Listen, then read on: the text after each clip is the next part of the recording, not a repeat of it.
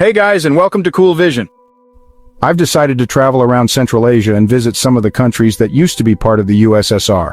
So let's discover ancient cities, architectural masterpieces, delicious food, warm weather, deserts, mountains, and cotton. Welcome to Uzbekistan. It's a landlocked country in Central Asia and a former Soviet republic that became independent in 1991. It borders Kazakhstan to the north, Turkmenistan and Afghanistan to the southwest, Tajikistan to the southeast, and Kyrgyzstan to the northeast. Today, the population of the country is almost 35 million people. For most tourists, Uzbekistan starts with its capital city, Tashkent. It's a huge city with a population of 2.9 million people. Busy traffic, bazaars, and green wide avenues. The center of the city is Amir Timur Square, a plaza with fountains and esplanades around the statue of Amir Timur, a legendary ruler from the 1300s. This is where you'll find the famous Uzbekistan Hotel, lots of restaurants and museums. Tashkent has a reputation for not being the most exciting place in the country, which is probably true to a point. It's a large city with a lot of traffic, noise, and everything that comes with urban life. But Tashkent has a lot to offer if you take the time to look around. Where else in the world would you find so many examples of seismic modernism? Seismic modernism is the term for the large-scale reconstruction of Tashkent after the 1966 earthquake. More than 300,000 people lost their homes due to the quake, which had effects lasting for several months. A huge reconstruction began, bringing in volunteers from other Soviet republics. Tashkent was restored in just 3.5 years. The rebuilding gave the city several new residential areas and transformed it into a showcase Soviet city, combining Soviet architectural styles with national decorations. In 1977, Tashkent got a subway system. Today it has 4 lines and 43 stations. Most stations are so beautifully designed you can consider them works of art. They reflect typical national motifs like cotton, agriculture, and more. Some stations really stand out, like the Cosmic Station or Turkestan Station, one of the most recent ones. Wow, pretty impressive. This is basically a museum and a very affordable one. The entrance is just 15 cents. Until recently, filming inside the subway was prohibited, but luckily this restriction was lifted a few years ago. Tashkent is a car-dependent city. You'll even find 7-lane roads around the Central Park. The driving style of the locals? Well, it leaves much to be desired. On the bright side, taxi rides are dirt cheap. Most of the time, you won't pay more than $1 or $2. What about salaries? The average salary in the city is around 4.4 million sums. Sounds like a lot, I know, but that's in the local currency. It translates to only about $400. The city is very modern and traditional at the same time. Business districts and modern high-rises coexist with traditional Uzbek bazaars and low-rise communities where everyone knows each other. They call these communities mahallas. Let's take a look at one of them. The people here are so friendly. I invited you into my house for some tea. My family has lived here for decades. Then, you saw us picking walnuts. This looks like countryside, right? But we're actually in the middle of the city. Is this foreign? If you want to try the most famous national dish, plav, go to the center of Plav Oshi by the famous TV tower. They have several varieties of plav, and you can watch the entire cooking process. Trust me, you're going to love it. Normally, it's cooked by a man and made with lamb or beef. I got the lamb version. It comes with rice and different vegetables like carrots, onions, and vegetable oil. It can be topped with a lot of things. Mine came with a quail egg, a regular egg, and kazi, which is a sausage made from horse meat. Sounds exciting, right? So let's try it. Finally, Tashkent is a green city with a countless number of parks. Many of them represent different cultures, like this Japanese garden in the heart of the city or the Korean garden. Over the last 5 to 6 years, the city has changed dramatically. New parks and business centers have been constructed, and now there's a real construction boom going on. Tashkent is becoming a real modern metropolis. Now let's talk to some locals. What are your plans for the future? So right now I'm studying at Webster University. In the future we can study in the US, in Webster St. Louis, or in other Webster campuses. In Geneva, in fact, take a semester. Yes, in the US. Yes, come back 2 semesters. Right, and what's your program? What are you studying? MES, it's just kind of programming. Oh yeah? Yeah, Management Information Systems. Yes! So subscribe, yeah, wonderful, thanks guys. The city is very safe too, okay? I'll have a separate video about Tashkent, so let's move on. Let's get a car and travel outside of the capital. Funny fact about cars in Uzbekistan, 90% of them are Chevrolet. Yes, you heard that right, 90%. So if you look around, Chevrolet, and guess... So, to the mountains. We stopped to check out the scenery. It's the Charvak Reservoir. A huge body of water. The locals said there's plenty of fish here, and pretty big ones too. So, we might as well stop to enjoy some fried fish later on. But for now, let's continue to the mountains. Now, who would have thought that just 65 kilometers away from the city of Tashkent, there's a winter ski resort?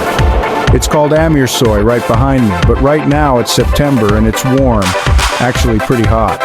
It's 25 degrees Celsius. There's still plenty to do here. We're going to take that cable car. It's going to take us to the very top of the mountain, where there'll be some breathtaking views. And I'm going to show them to you in a second. If you love skiing or hiking in the summer, good, because there are Shymkent Mountains not far from Tashkent. Finally, we are at the summit of Amirsoy, 2,200 meters above sea level. You know, it's moments like this that you're going to remember the most. Wow. It's me sitting here admiring the majestic mountains. While you're here, you can travel around the mountains and visit some remote villages. You're going to see some incredible landscapes like this. Over 50% of the population still lives in rural areas. Life here is like a different planet compared to the life in Tashkent. They still cook their own bread and wash clothes by hand. They're also very friendly folks. You can easily find accommodation to stay overnight if you want to, and it's going to be really affordable. I found a guest house for just $10. Let's see what life is like in an Uzbek village. You're going to find a very interesting place. It's the solar furnace of Uzbekistan, built in 1981. We are 45 kilometers away from the city of Tashkent, and this is the solar furnace. It uses 10,700 curved mirrors to reach temperatures up to 3,000 degrees Celsius. Why would they want that? Well, it's to study different materials and how they react to extreme temperatures. Initially, it was built in 1981 for military purposes, but now it has a lot of civilian applications. They're working on carbon fibers and all kinds of new materials that help in aerospace and other industries. And I was so lucky to join a VIP group, so we got a chance to go to the very top. So is it for cooking delicious, crusty Uzbek bread, you ask? Not really, but nice try.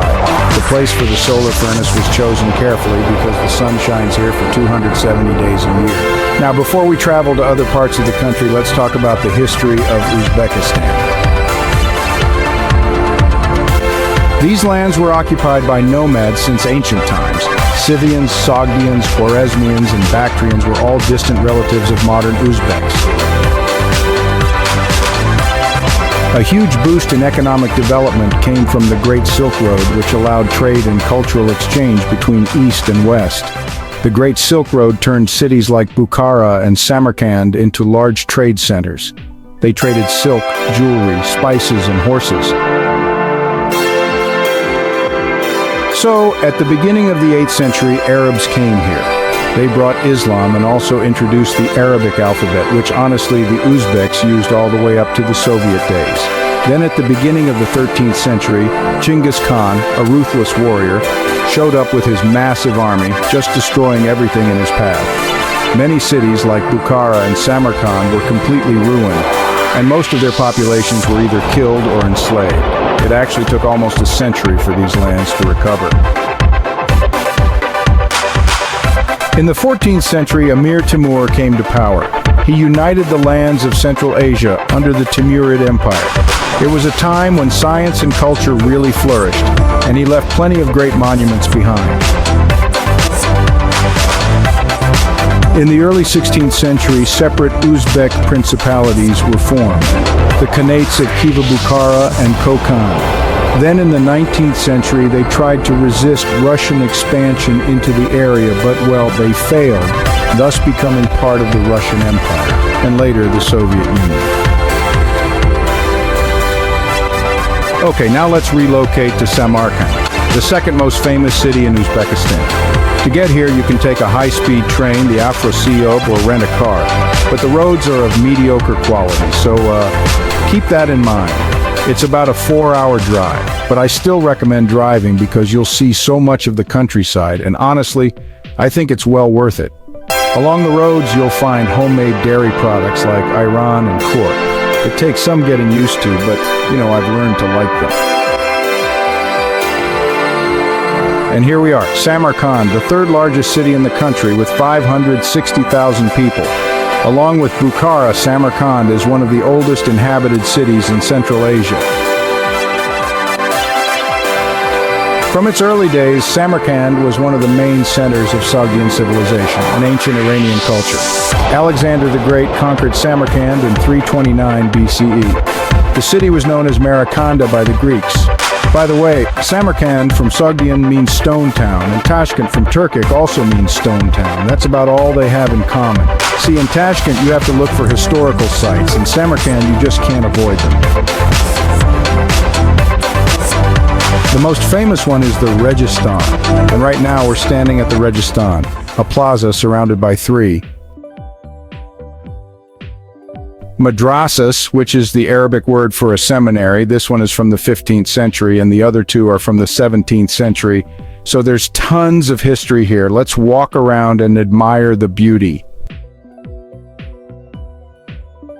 The name Registan means a sandy place or desert in Persian. Each madrasa has a beautiful courtyard with souvenir shops and craft stores, and the good thing is everything is locally made. Thank you. Another place of interest is the Shahi Zinda. It's a necropolis that includes mausoleums and other ritual buildings dating as far back as the 11th century. A lot of noble people are buried here, among them philosophers and scholars. You'll see some amazing mosaics and tombs, beautifully decorated with Majolica tiles. To get around, there are these small tourist buses that circulate between the major sites, and honestly, it's very convenient. Bibi Kanim Mosque is another masterpiece. Built in the 15th century, it's actually one of the largest and most magnificent mosques in the entire Islamic world. It was constructed under the reign of Emir Timur. The construction started in 1399 and was finished in just 5 years. Pretty unbelievable. They had to bring hundreds of workers from neighboring countries and even over 100 elephants from India to carry heavy loads. It is considered a true masterpiece of the Timurid Renaissance. As you may have noticed, most of these structures were built under Emir Timur. For someone not sophisticated in Oriental architecture, you might think they all look kind of similar.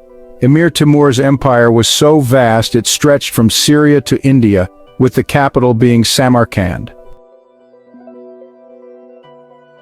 There are so many other places to visit in Samarkand, like the Gur-e-Amir, which is a mausoleum of Emir Timur, the Ulugh Beg Observatory from the 15th century, and much more. Today's Samarkand has turned into a real tourist city, attracting visitors from all over the world. Where are you from? Originally Singapore, but I live in Oxford, actually. I'm John and I live in Oxford in the UK. And I'm Eddie. I live in Amsterdam. Before coming to Uzbekistan, did you know much about the country? I did a little bit of homework. I've been planning it for about 9 months, actually. I think nothing really prepares you for what you actually experience here. The scale of things is so much bigger, and the grandeur really takes you back. I had done less research. I like to be a little surprised by places. Just looking at some of these buildings, even in this day and age, I can't tell how they were built, let alone 500 or 1,000 years ago. I don't know how that architecture was possible then. It's wild. Recently, another tourist attraction opened, the Eternal City. It's a new district by the water that honestly reminded me of a small medieval town. It's so photogenic that I saw many people coming here just to do photo shoots. Really cool. Before we head to our next destination, let's visit Urgut, a small town not far from Samarkand near the mountains. First of all, it has stunning mountainous landscapes. Secondly, it's known for the grove of plane trees, some of which are more than 1,000 years old. We are now in a city called Urgut, which is not far from Samarkand. The population is 65,000 people. Right now, we're in a place called Chor-Chinor, which means 4 plane trees. That particular tree is 1,100 years old, so old and so big. It stands 35 meters high and is massive. In fact, inside of it there used to be a madrasa, a religious school. This is where people would hide from rain and strong winds. It's pretty dark in here. This is where they would have religious teachings and learn more about the Quran. So I ran into a local news crew and ended up giving them an interview. The people here are honestly some of the friendliest you'll ever meet. Even if there's a language barrier, they'll always find a way to make you feel welcome. While we were driving around one of the villages, we met a family. They let me ride their donkey, showed us around the area, and they even gave us honey, walnuts, and apples. Just incredible hospitality. All right, we're going into the woods to get some nuts. It's a good donkey. Come on. This is my friend and we're drinking tea. We're good. Okay, now let's relocate to another historical city, Bukhara. You can get here by high-speed train or by car, about a 4-hour drive. Bukhara is the 7th largest city in Uzbekistan, with a population of 280,000 people. It was a prominent stop on the Silk Road between East and West. Many world-renowned scholars, artists, and philosophers lived and worked here, like Avicenna and Omar Khayyam. It still contains hundreds of well-preserved mosques, madrasas, bazaars, and caravanserais, dating largely from the 9th to the 17th centuries. For over 2,000 years, the city has not changed its location. Let's look at some of the sites. Po-e-Kalyan is a huge religious complex consisting of the Kalyan Mosque, the Kalyan Minaret, and the Mir-i Arab Madrasa. These three structures form a plaza, with the madrasa and mosque facing each other. The minaret behind me is known as the Kalyan Minaret.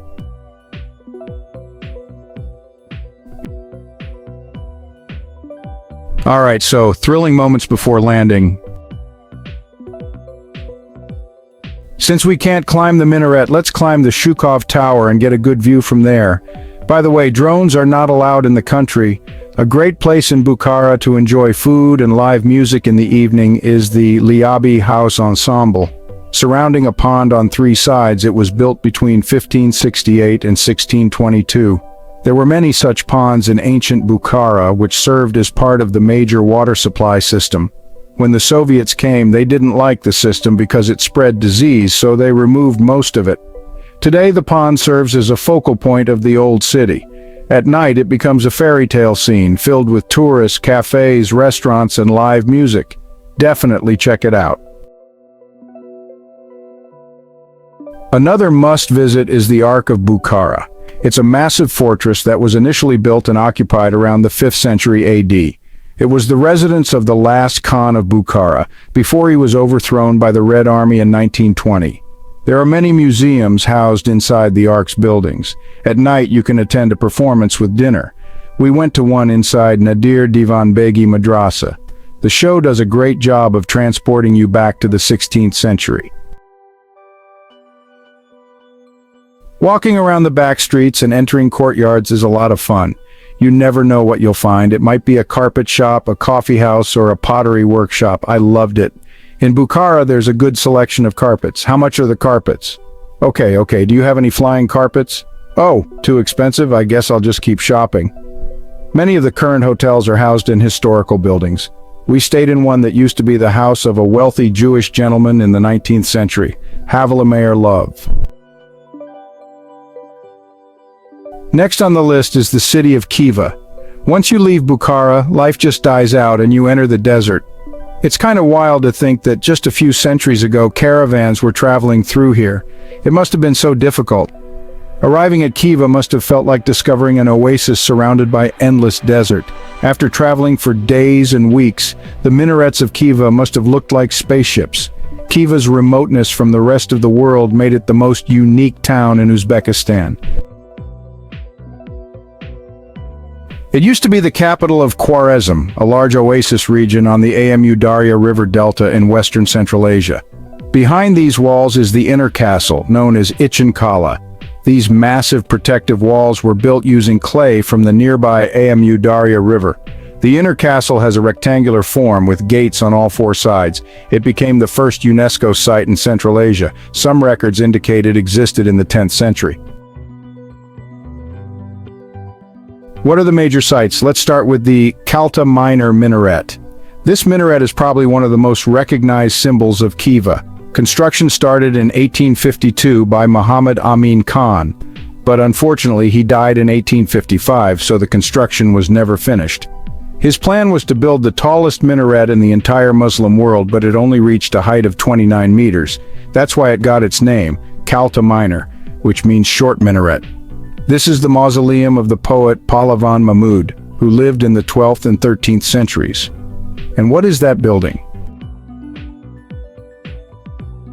From above, it doesn't look like anything special, but in fact, it's one of the most exciting buildings in Khiva Juma Mosque or Friday Mosque. The building is unique in that it has neither portals nor domes. This is one of the most important buildings in Ichan Kala. It dates back to the 10th century and has a very neutral layout for a mosque. The ceiling is supported by 212 pillars. 59 of them have been replaced over time. The rest are original.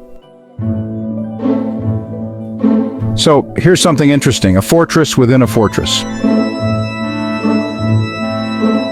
The construction of the citadel began way back in 1686. It was fenced off from the main fortress by a wall, and actually served as the residence of the Khans of Khwarezm. This is where they worked and lived with their families. The citadel had everything you could imagine, from entertainment facilities to mosques and even a harem. Make sure you go to the top because it's undoubtedly the best place in the city to watch the sunset. It takes you back in time. It's so incredible you'll feel like you're in a real medieval city. The only modern touch comes from the electric wires. Cobbled streets, clay mosques, elaborate patterns, and these majestic fortress walls. Make sure you do some shopping too. They have a lot of souvenirs and honestly some really cool hats. Look at this, they call them Khwarezm hats. There's a nice selection here. Should I wear the black one or the white one? The purpose of this hat was to protect from the sun. Plus it's really warm, and they say it can even protect you from a sword. Also, you can use it as a pillow in the evening, which is pretty handy. Be sure to catch some shows going on in different places. See this trumpet? It's called a karnay. It's a national musical instrument and can be up to 3 meters long, so you can imagine how heavy it must be. Most of the monuments in Uzbekistan that remain today belong to Islam. But throughout history, many different religions existed here. Zoroastrianism, Buddhism, and many others. For example, 3 hours away from Khiva, you'll find an example of Zoroastrianism, Chilpik Dakma, or the Tower of Silence. It looks like an extinct volcano from a distance. In Zoroastrianism, a dead body is considered unclean, and elements like earth and fire are sacred. This means the dead cannot be burned or buried. So Zoroastrians built these huge towers of silence where the dead would be placed to be eaten by birds and insects. Only after that would they collect the bones and place them in clay caskets. Did you know that Uzbekistan had a sea? It still does, but it's almost completely gone. The Aral Sea was once the 4th largest lake in the world and full of fish. Now it's nothing but rusty ships. How did it disappear? It all started with the Soviet government's decision to turn Uzbekistan into a cotton-producing factory. Most agricultural lands were turned into cotton fields. Cotton was used for everything, from clothes and carpets to rocket fuel and even banknotes. But for that to happen, you need a lot of water. So the Soviets diverted the Aral Sea's primary freshwater sources, the Sirdarya and Amu Darya rivers, for irrigation. The Aral Sea quickly dried up along with all its fish. But the Soviets didn't care. They thought, good, more land for cotton, Jesus turned water into wine, but the USSR turned the sea into a desert, but we're not done yet.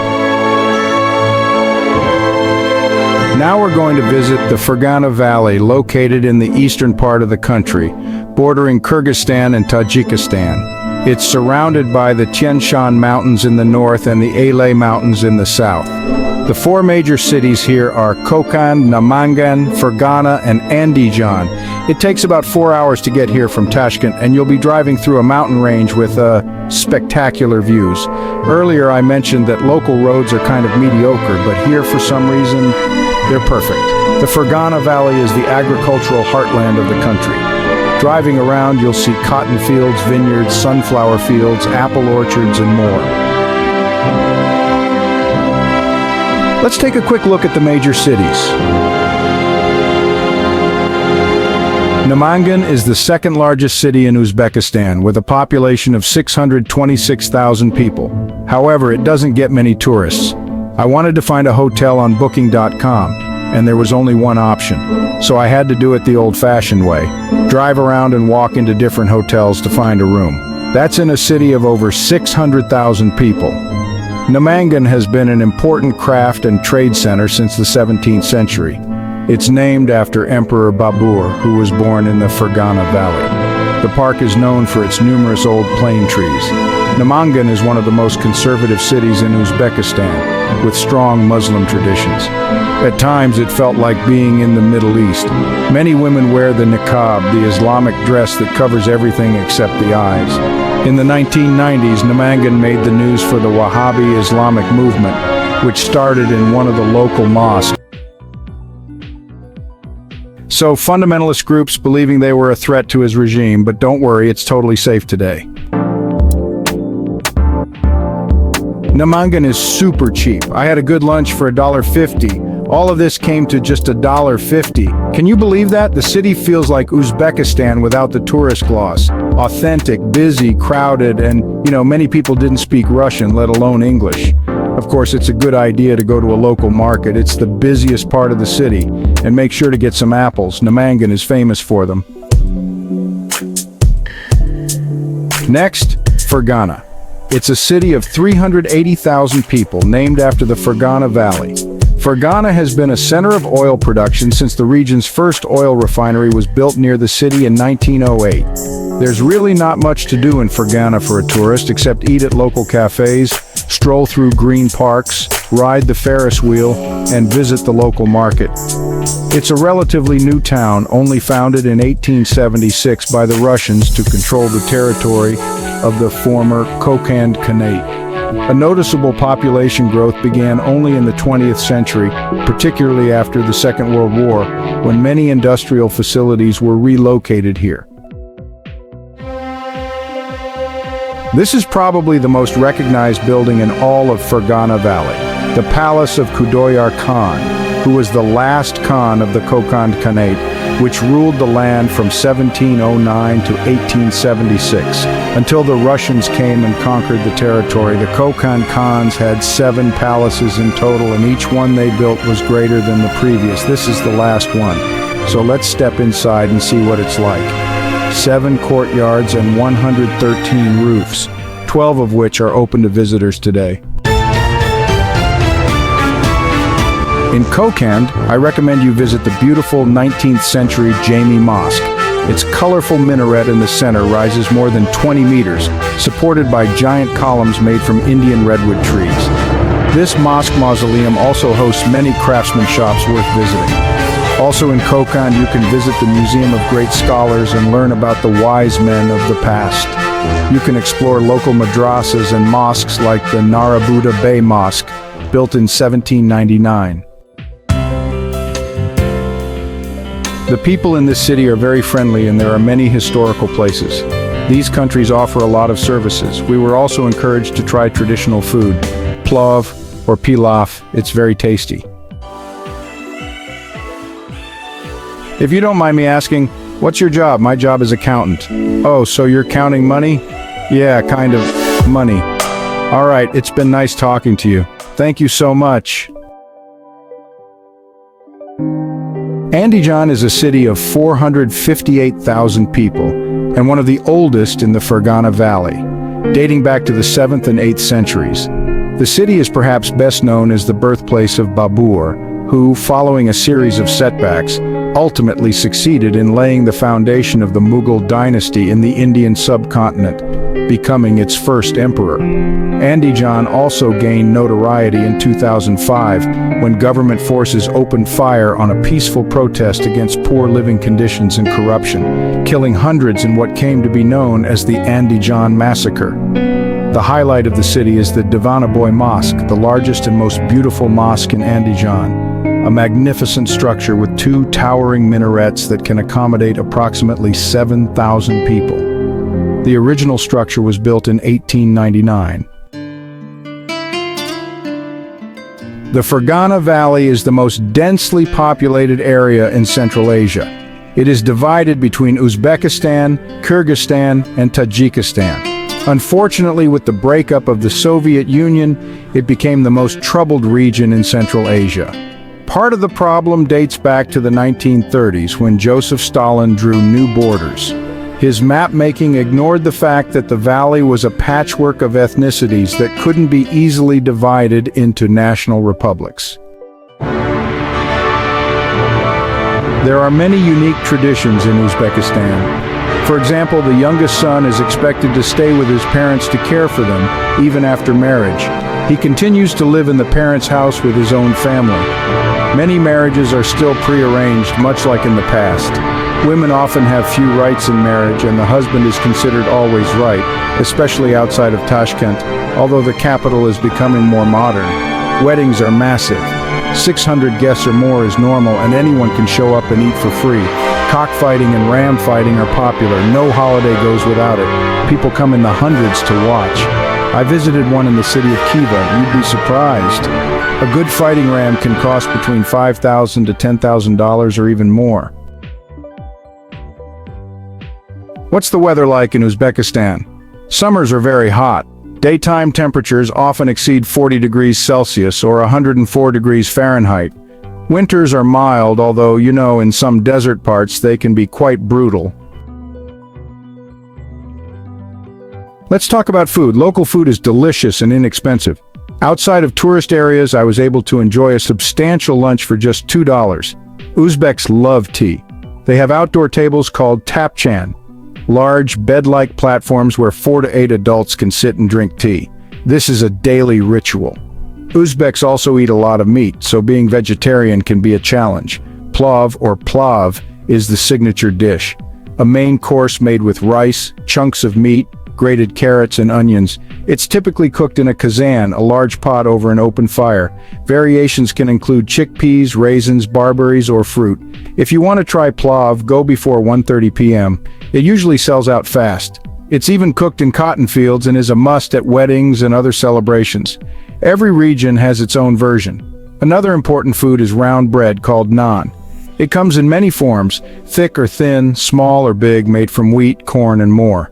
It's baked in traditional ovens called tandoors, and you'll see bread being sold everywhere. Samsa are triangular or round meat pies. Locals eat them burning hot, straight out of the tandoor. Don't forget about shish kebabs and a variety of delicious soups, like shirpa, which is a meat soup, and lagman, a noodle soup. I once saw a restaurant that served 8 different types of shirpa. Visiting a local market in Uzbekistan is a must. It's a cultural experience. Walking around, shopping, bargaining, chatting, and always smiling because Uzbek people are very friendly. Now let's talk about how Uzbekistan has changed since its independence in 1991. The first president, Islam Karimov, did everything to eliminate Soviet influence, but he failed to replace the Soviet system with a market economy.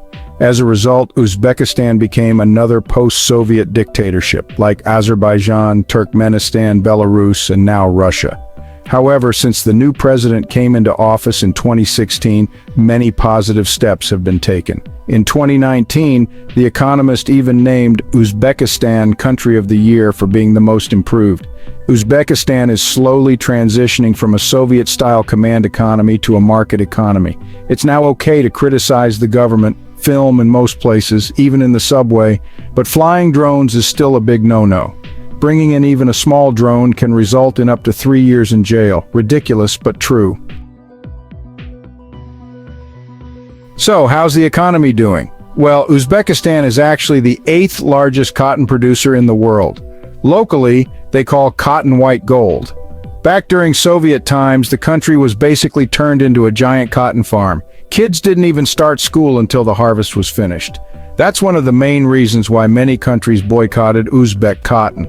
Fortunately, since 2020, forced labor and child labor have been eradicated, and working conditions have greatly improved.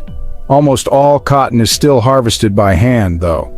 Agriculture employs about 28% of the country's labor force and contributes 24% of its GDP. With ample sunlight, mild winters, fertile soil, and good pastures, Uzbekistan is just ideal for cattle raising and growing all kinds of fruits and vegetables. What do they grow? Grapes, apples, peaches, corn, plums, tomatoes, and honestly much more. Uzbekistan is the second largest producer of carrots and apricots in the world. Besides agriculture, gold, natural gas, minerals, and mining also play a big role in the economy. The tourism industry is growing fast here. You'll notice that many new hotels and restaurants are being built all over the place. The country has even introduced tourist police. These are friendly officers who speak English, make sure you're safe, and help out with any questions you might have. You'll see them in all the main tourist areas. Corruption, though, is still a problem. I actually had to bribe a traffic cop once after taking a wrong turn. He asked for $150, but we settled at $20 after a bit of bargaining. There's also quite a lot of bureaucracy. You have to get a registration paper from each hotel you stay at and keep them with you. One hotel even refused to check me in because I didn't have the paper from the previous hotel. The official language is Uzbek, but Russian is also widely spoken, mostly because of the strong ties with Russia. Many Uzbeks actually go to work in Russia. Depending on where you are, you might also hear Karakalpak, Kyrgyz, and Tajik. Jobs are pretty scarce and salaries are low, which is why over 60% of cars run on natural gas. Oh, and if you want to be a millionaire, just come to Uzbekistan. When I rented a car for 2 weeks, I had to pay $11 million in cash. That's about $1,000. This is because the local currency, the Som, used to have very small denominations. Now they have 100,000 and 200,000 Som notes. But back in the day, the largest bill was 5,000 and people had to carry cash in these huge bags.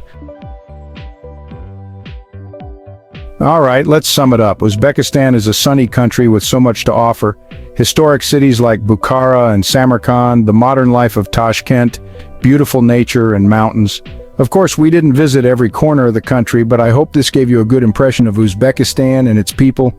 If you like this video, please give it a thumbs up and share it. Thank you so much. I'll see you in the next one.